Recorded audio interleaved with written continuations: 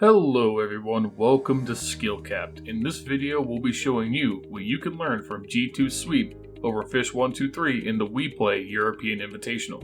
We'll be going over the economics behind forced buying in Valorant, as well as the strategy's pros and cons, team compositions at the highest level of play, and what that says about the current meta, as well as unique techniques and strategies used along the way. Whether you're climbing through ranked solo or running in premates, this guide will have something for you. But before we jump into it though, make sure to subscribe, hit that bell icon, and like the video to get more premium guides just like this one, with one goal in mind, helping you become a better player. So we're going to be focusing on one game from this series. It's the first game on Bind and sees G2 starting on defense and Fish 123 on attack. Bind is a map that has evolved immensely in the short time that Valorant has been played competitively, and the team comps for both G2 and Fish 123 reflect that shift. Both bring the same defensive core of Sova, Cypher, Omen, and Sage, with G2 letting their best player Mixwell play Jet, and Fish 123 having Soulcast play Raze. Both teams are incredibly defensively focused, with double sentinels backed up with Omen's incredible execute utility and Sova's intel kit. This reflects just how defensively favored the character meta has become in Valorant. Thanks to Anders TV, we know that across this whole tournament, teams favored defensive picks. Cypher had 100% usage rate across the whole event. Cypher was on both teams in every single map played. Sage was right behind him at 98.5% usage, and Omen and Sova sat at 66 and 63% respectively. If you clicked into pretty much any game in the tournament, you had good odds to see this exact 4-agent core being played, and you would definitely see 2 Cyphers and 2 Sages. So why does this matter? Well, it definitely looks different than what you see in your average game of Ranked. The only real 100% pick that you see is probably Sage or Cypher, but oftentimes I see a lot of 2 or even 3 duelist compositions getting picked by teams. And based on what the pros are doing, that means that most of us are team building wrong. I think it's important for players of all levels to make sure that they can play at least 3 characters. So if you're out there in Ranked, one-tricking around, consider learning some of these characters favored at the pro level so you can be more flexible in your team composition. With that being said, let's see how these players use these agents and get into our first round. We're starting here on the round after the pistol. G2 took it handily, only losing 1 pick to Fish 123 and a spike plant. Going into this round, Fish 123 make the call to go for a force buy. Force buys are a concept from Counter-Strike, using the faster but weaker pistols and subs to try and get a round win without the ability to invest in a full buy round. Force buys can be incredibly risky, however, as in this case Fish 123 are risking their potential to get full buys across the entire half by getting aggressive this early. Let's break down the economy of Valorant for a second. When you start a game, both teams enter the pistol with 800 creds. Should you win that round, you'll get 3,000 creds. If you lose, it's 1,900. All eliminations in a round, regardless of weapon, reward 200 creds, and planting the spike on attack gets your whole team 300. Fish 123 lose the pistol round after investing basically the whole of their 800 creds per player. In that round, they get 1 frag and a spike plant, as said before. That means entering the second round, they have an average credit balance of 2,200 per player. Obviously, it's not nearly enough to get a full buy, but with light armor, they could force specters and other light weapons and try to win back a round. But why even go for it? Well, G2 are basically on the same buy, the only difference being a change to full armor should they buy specters, or a firepower increase if they move to Bulldog or even Vandals. So really, the general firepower is quite similar between the two teams. So that being said, what are the pros and cons of going for this force? Well, in this scenario, Fish can either concede this round by full saving and just trying to get a miracle spike plant while they wait to get to the next round, or try and scrap with G2 with similar guns and force some early momentum. Should Fish win, the big pro would be G2 having to save the following round if they want full buys, allowing Fish to equal out the advantage they lost by losing the pistol initially. The cons are, however, allowing G2 to leap out to a 3-0 instead of a 2-0 lead. Force buying twice is absolutely out of the question, so if the force fails, Fish will have to save and get back on track afterwards. The other big con is that they might have to save more in later rounds due to not establishing a stronger economy earlier. It is my opinion that force buying in Valorant currently has very little incentive, especially after a pistol round. Second round forces have been synonymous in high level Counter-Strike for a long time, but without dynamic kill rewards or more lethal options in the pistol and subcategory, it's just too high risk. Consider also how early it is in the match. Momentum really hasn't been established yet, and Fish are already taking risks. You will almost always see benefit from playing much safer with your econ in the early game, as watch how this round plays out. Fish really don't even make it competitive. They invest so much into this round and just get pounded by G2's defense. Watch how smartly G2 rotate around the push into hookah from Fish 1-2-3. They confirm very fast that it's either a fake B or a hookah rush and are able to maneuver instantly into a flank position for the A retake. Fish 1-2-3 frankly gave it poor effort and just swamped down short to try and force, no pun intended, the round win. Take notice as well that Fish 1-2-3 default to this style of A take with the Sage Wall to cut off the entire site. We'll come back to it in a bit, but this strat has some huge flaws that G2 exploit a few times on this defense. Fish demonstrate poor buying habits throughout this game. In the following round, they have 4 players buy Sheriff Light Armor. They aren't committing to another force buy fully by only buying pistols and light armor, right? Yet they just throw away 1200 creds. Had they full saved on that round, even if they lost their first gun round, they would have had enough for another full buy right after. You should always be managing your economy to facilitate the most full buys possible, and Fish 1-2-3 just don't do that in this case. After all of that, we find ourselves here. G2 take a free 3-0 lead and hold a decent economic advantage over Fish.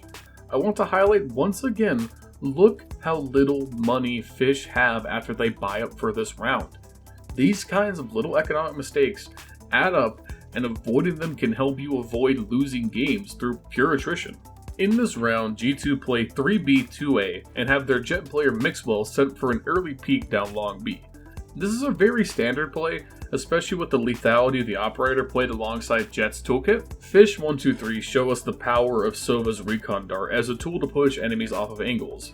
I find that often people would default to using this ability as a means of just flying it into sites or common areas in an attempt to get an idea of where enemies are. However, you may get more value out of it by almost treating it like a flashbang.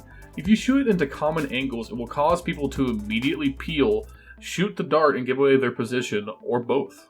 Mixwell does just this. They hear the dart fly in and don't hesitate to use both their Sage Wall and a Jet Dash to get off of long fast.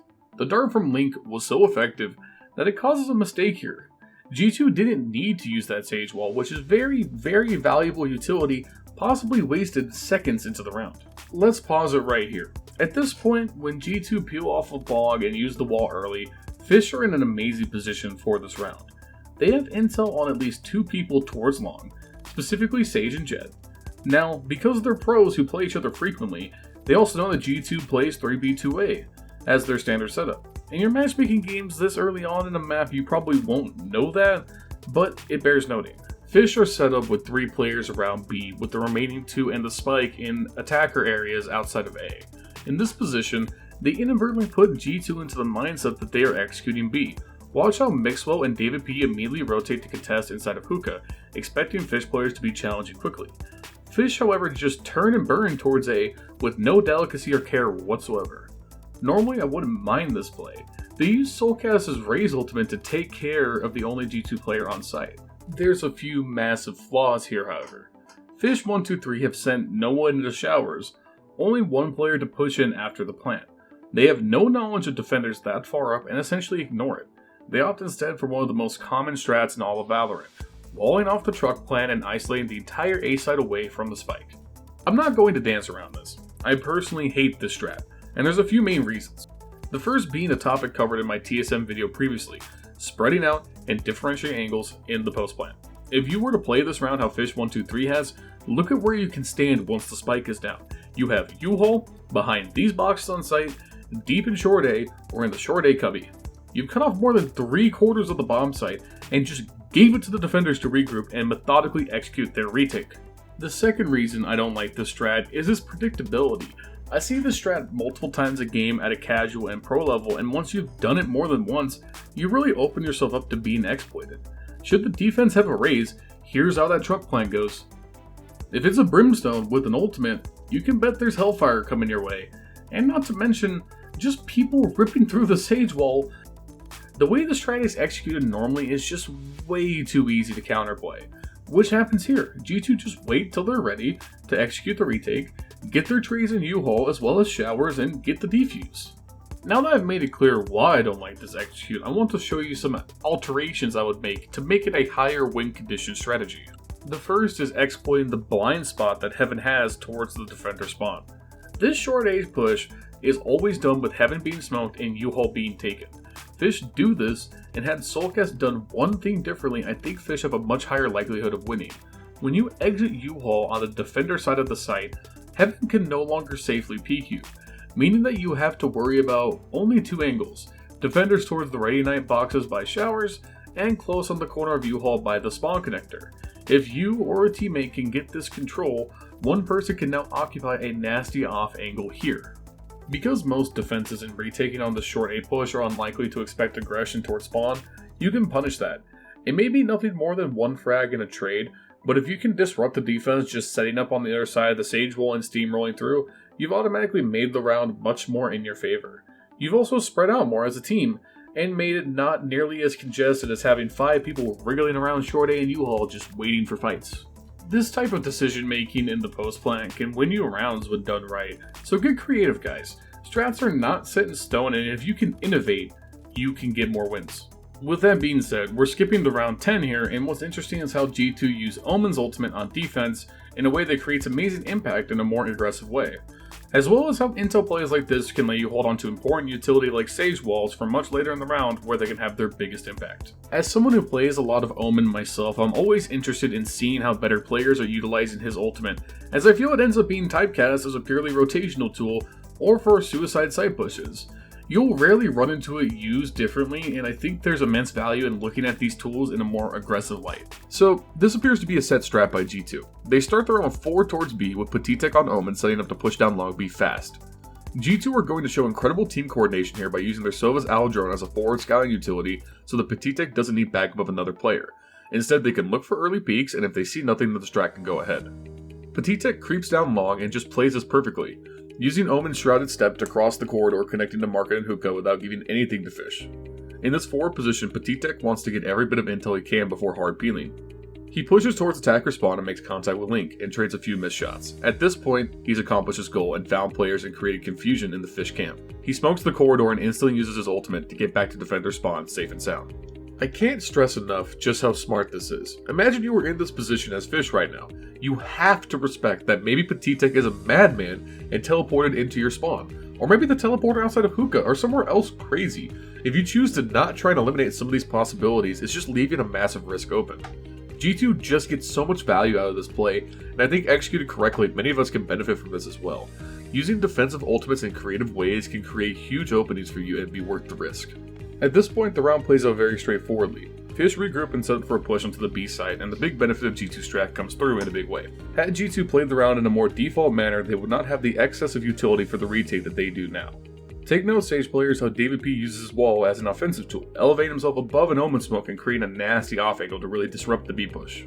Learning how to use your defensive utility in more flexible ways can create huge depth in your game, and David P shows it off wonderfully. G2 take the round and give us a great look at how they're innovating the game as well. And with that, we find ourselves at our last round for today. I want to take some time here to talk about the current defensive metagame on Bind. Since the open beta, I think most people have run into this as the default setup for Bind on defense: 3A, 2B, with a focus on characters like Sage, Cypher, Brimstone, and Omen. The main thinking being, A side is bigger and needs more manpower to hold, and with the rotate from A to B being so short, the B side could be reinforced very fast and thus didn't need the third person. You will most often encounter this setup in your average matches, but at higher levels of play, it became clear very quickly that B is significantly harder to hold and retake than A, and I want to break down why that is. There are a few things to consider when you decide how to set up your defense in Valorant. How many angles can the attackers enter the site from?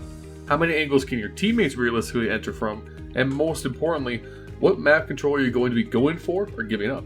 Bind makes that last decision very easy. There isn't a true mid like on a center split, and that means that your focus is solely on holding the access points to the bomb sites. So really we're concerned with what site is easier to hold and easier to retake.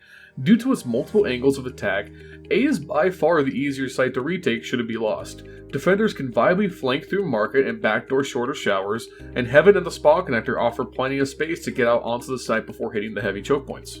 In comparison, the B site is a meat grinder. If it's not viable to push through teleporter or market to get to hookah or long B, you are essentially stuck with two options: meat grinder out of halls or meat grinder out of elbow. Losing the B site can be a near death sentence, and thus many high level teams are opting to reinforce it, and that's how we get to a 3B2A metagame for bind. This setup isn't without its flaws though. On this pistol round, G2 are just allowed to walk out onto the A site with zero contention. Fish set up very passive with soul cats behind truck and scream boost onto the ledge next to showers.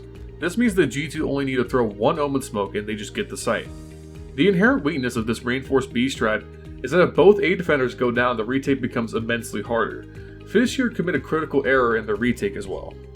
I find that many people struggle with either playing too slow or too fast in their retakes. Once the spike is planted, you do have some time to breathe, some time to coordinate and make the best possible push.